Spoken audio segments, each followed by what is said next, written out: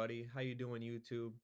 Today's a very special day here at Nomad Sports because it's the debut of a podcast, radio show, whatever you want to call it. I just love sports so much that I decided, hey, I got a laptop, I got a mic. Why not do what I love doing, talking sports? And it's also special because today's the NBA draft. Today is June 25th. It's 8:25 p.m. here in Los Angeles Pacific time, and the draft is well underway already. You guys might be watching it tonight or tomorrow morning, however I'm able to upload. And it went exactly the way we all was gonna go. Cooper Flag went to Dallas um, as a payment for sending Luka to the Lakers. I got my tinfoil hat on. Um, we're gonna talk about the state of the NBA. Before we get into the finals, let's just go back to the draft real quick. Now we all know what's going on, why Dallas had the first round pick, and I'm gonna just sound like a broken record and repeat myself because I want to know what you guys think as well. Now you're gonna tell me you trade away if you're Dallas, one of the best players in the world, probably a top five player in the league. You're gonna trade him for a center who's an all-star, yes, albeit he's an all-star, but you're gonna trade a top five player in the league for top 10 to 15 player in the league. And then of course after the trade happens, Dallas conveniently gets the number one pick. They conveniently get the number one pick while not even being a bottom feeder team. Now, I know that the NBA they don't want to reward bad teams for their performances, but to the a casual fan, you're gonna tell me that looks normal. So I want to know what your guys' opinion is on the NBA as far as the draft and how everything went down, how Dallas magically got the number one pick after trading away superstar Luka Doncic. Now, to the state of the NBA. The finals just finished, guys. The finals just finished. Oklahoma beat Indiana in 7. Now, according to a lot of people, the NBA finals were boring. Absolutely boring. And I want to know, was it bad for the NBA? Was it bad for Oklahoma to be playing um Indiana in the finals? Now, a lot of people are saying they would have rather seen Minnesota in in the finals because Anthony Edwards has that pop, he has that charisma, that personality that SGA lacks a little bit of. He doesn't lack it in his performance, that's for sure. He's one of the best players in the world, hence he's the finals MVP. But a lot of people would have rather liked Minnesota to be in the spot for the sake of the NBA. Now, me personally, I'm not the biggest NBA fan. I'm not the biggest NFL fan. I'm not the biggest MLB fan. I'm more of a golf and tennis fan, PGA, ATP. With that being said, I still have some knowledge on the sports. I still like to watch me some NBA, watch me some NFL, watch me some MLB. So, from a casual like myself, I don't think it's that bad for the NBA. I think having a different team be crowned champion is it's a little bit of freshness. It's a little bit of, fresh air. And obviously everyone wants to see the Bostons, the Lakers, the Knicks. I guess the best case scenario would have been if the Knicks played against Minnesota in the finals. Then I'm sure all of the media guys around the country would be a lot happier, be a lot happier and they would be complaining less. But hence we got Indiana, Oklahoma City. A lot of people were saying the series was a dud. It's boring, bad for the NBA. Now, it went 7 games. Any series that goes 7 games, it's a good series. Is it not? Was it not a hard fought battle? Is it not three apiece coming down to the final game? In my opinion, that can't be bad for the NBA. Any series that goes 7 is probably good. So I don't think that was necessarily bad for the league. Were they small market teams?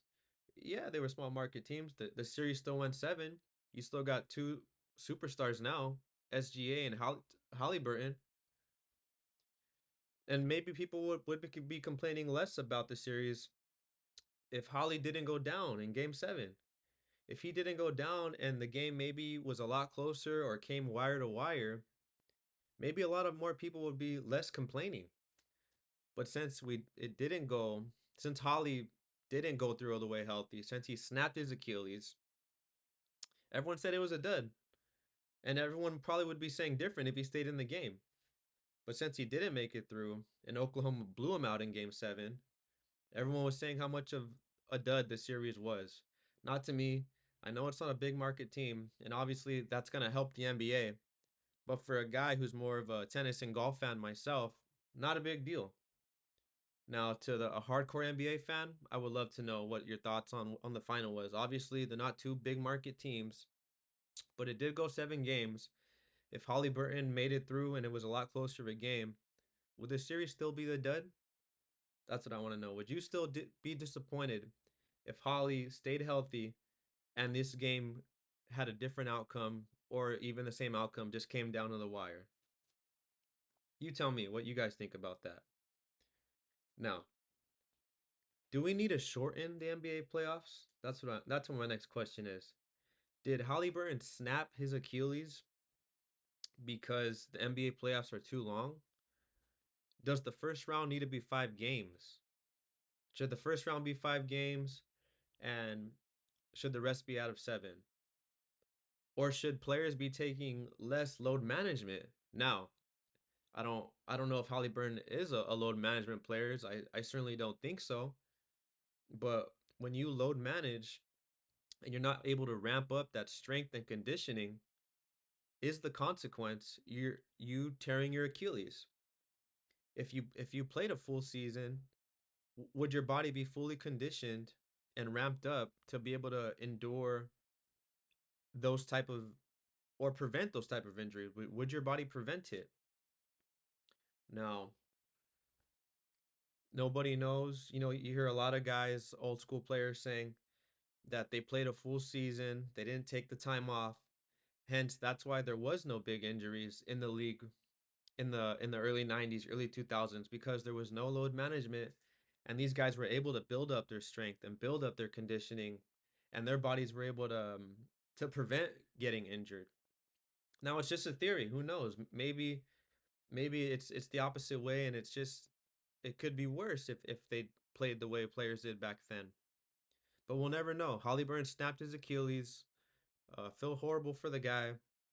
Now the question is, are the playoffs too long, or are the other end of the spectrum? Are players taking too much time off, and now their bodies can't endure the playoffs because they're taking too much time off? Do we need to shorten the playoffs? I want to know that too. So OKC, they might not be champions if Boston, excuse me, if Boston stayed healthy.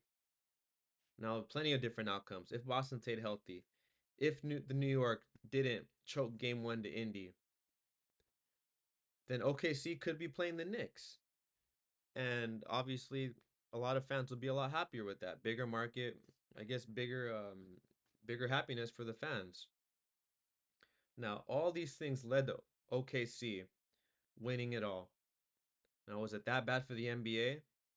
Not in my opinion.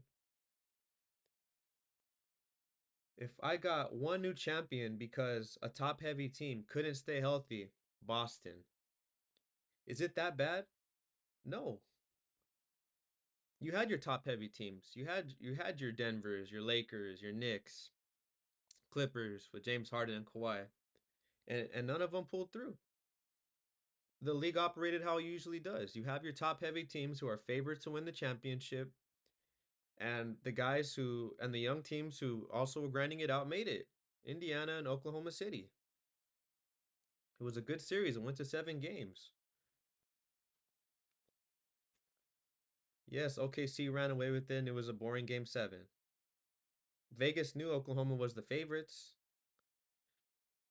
Shea Gildas Alexander is fulfilling his destiny to make a case as one of the greatest to play the game.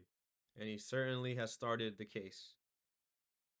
He's now a one time MVP of the league, a one time finals MVP of the league. Now, the Clips are sitting there with their hands in their pockets saying, well, woulda, coulda, shoulda. I doubt it.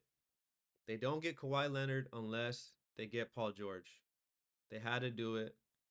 Now, it didn't work. It didn't pay off, but you still got Kawhi Leonard now. You would never have him if you don't make the trade for Paul George. And I guess that's the best way you could look at it if you're the Clippers. Lakers, there's new ownership, and there's a lot of things to look forward to now. You definitely need some centers. LeBron's not, he's not Miami LeBron. So you need to take all those things into consideration. So let's see what everyone can do. The Clippers still have Kawhi Leonard. The Lakers still have LeBron and Luka now. And I guess I'll mention James Harden for the Clippers, even though he had a horrible game 7 dud. Big fat goose egg for James Harden. Disappointing if you're a Clippers fan, that's for sure. Now, with all that being said, was the finals that bad? What's your YouTube Nation? What's your thoughts on the NBA Finals this year, 2025? Was it that bad? Would it be so much better if it was the Knicks there instead of Indiana? Would have been not much of a difference at all because Oklahoma City is still there. A lot of questions unanswered because that's how sports goes. You just never know, and it's hard to stay healthy. So YouTube Nation, was the NBA Finals a dud? Would it have been so much better if two top heavy big market teams were there? Obviously, you're going to have more viewership because those cities have more of a population. But the series still went game 7, and it still came to present two superstars, potential superstars, probably one for sure in SGA, the other in Halliburton. That's what the finals brought. It gave us it didn't give us a giant present, but it gave us a gift bag. It gave us a gift bag in SGA and Halliburton, um, showing that there is some stars in this league that's not named LeBron or Steph Curry. One's the MVP, Halliburton with a historic run. Historic. And it really is sad that he snapped his Achilles. And it makes you wonder, do the playoffs need to be shorter?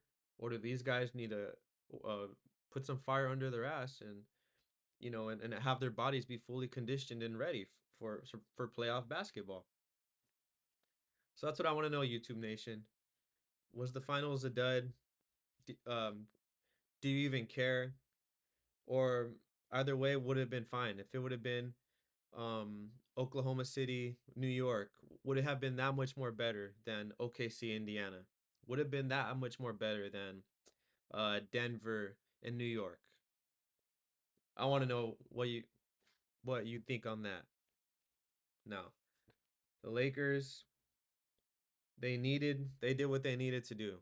Talking about the state of the NBA, the Lakers did what they needed to do. Sweet Genie, she had to sell the team, and everyone knows it because majority of NBA owners have more than one income of revenue besides the professional sports team. Now, Sweet Genie didn't have anything else. All she had was the Lakers. All she had was what Papa gave her, Dr. Bus. And the Bus family is revered here in LA. But I'm sure Sweet Genie knew it was time, if she cared about the success of the Lakers, it was time to sell. Now, I'm sure a lot of Laker fans are disappointed that it no longer belongs to the Bus family. But if they cared about winning and having some structure, then it's the medicine they needed. Are they going to see results right away? No. In 2 years, maybe not. But they're going to start having some good infrastructure, I would say, pretty soon, and that's not visible to right away to your Laker fans. It's not going to be visible right away, but in my opinion, that the Lakers are going to going to be a lot better of a basketball team down the road after this sale. All right, enough NBA. Let's get to some PGA. I believe the Travelers Championship just ended. Keegan Bradley, he's in sole second. Tommy Fleetwood's in sole first. Last hole, Tommy Fleetwood, pitching wedge, misses the dance floor on the fringe. Keegan Bradley up next in second place, puts it 3 feet from the pin. 3 feet from the pin. Tommy Fleetwood gets a two putt. He holds it. He either holds the victory or it's gonna be a playoff. He three putts, completely loses. And what did Tommy Fleetwood do? He ended up three putting. Keegan Bradley has a 3 foot birdie to win the tournament. And what does Uncle Bradley do? He sinks it. He sinked it. Or what an event it was. I'm talking about the Traveler Championship because it happened more lately than the last major. Now the U.S. Open, pretty awesome to see fellow Angelino JJ Spawn. I'm not very familiar with him, but I did learn he's from here in SoCal. Great to hear that a SoCal boy like myself ended up with the U.S. trophy, U.S. Open trophy. Really good to see. And I did notice that the golf majors, seem to be pretty close in timeline. I don't know if it was me, but it seemed like the Masters and the PGA Championship were really close together.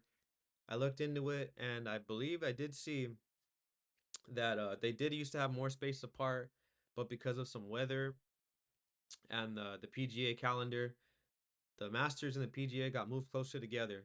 Do you guys like that? It seems a little too close to me. When it's something as big as a major, just give it a little time. You know, and it feels better to me. The French Open, just that was the last major for tennis. Alcaraz building a case for one of the greats. I think this is as his fourth or fifth major now. Yannick Sinner, uh, him too. He was in the final against Alcaraz, came up short. He has two or three majors.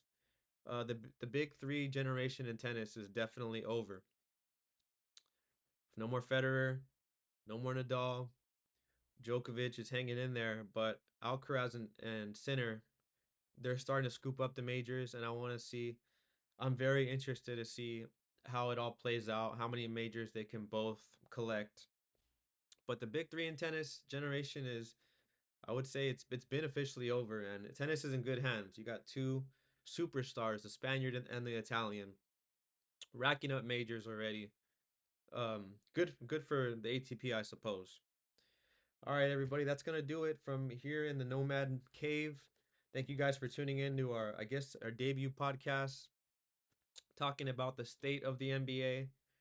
Um, that Keegan Bradley birdie to win the Travelers, that was awesome to see. Now maybe he'll be a captain. I do like Keegan Bradley. I like his swing. I like how he's a little really close to the ground. It looks like he's really got a feel for his feet on the ground, really planted. It reminds me of Finau a little bit. Um, as far as a favorite player, I don't have a favorite player on tour. I don't. There's no swing that I'm in love with. Um, if you guys have players that have a really beautiful swing, let me know who it is. I wanna maybe he'll become my new favorite player. As of now, I really like Dave Duval. Retired, of course, former PGA Tour winner. I believe he won a major. Dave Duval, beautiful swing. One of my favorites, even though he's not active on tour. For me, it's the swing. We all love Tiger, and of course his swing is beautiful and immaculate. But it's not my favorite swing. I would say Dave Duval. I guess Freddie Couples too. Freddie looks a bit steep, but how effortless his swing looks, it's what makes his swing cool. Yeah, don't got a favorite yet. So right now it's Dave Duval. Maybe a little bit of Hideki Matsuyama. Brian Harmon, another fellow lefty. Um, Not my favorite, but since he's a lefty, I do pay attention to him a little bit. Okay, YouTube Nation, that's gonna do it. Thank you for tuning in to our debut, I suppose, Nomad Sports Podcast, sports talk show, whatever you want to call it. Because here, we're all about sports, not just golf, not just tennis, all sports. Today, we talked about the state of the NBA. Is it going the right direction? Is the NBA rigged? Is it convenient that that Dallas traded away superstar Luka Doncic, and they're not even a bottom feeder team, and they still ended up with the number one pick in the NBA draft tonight, June 25th, and they have already taken Cooper Flag. Is the NBA rigged? I got my tinfoil hat on. I don't know. Thank you guys for tuning in, and I'll see you guys on the next round.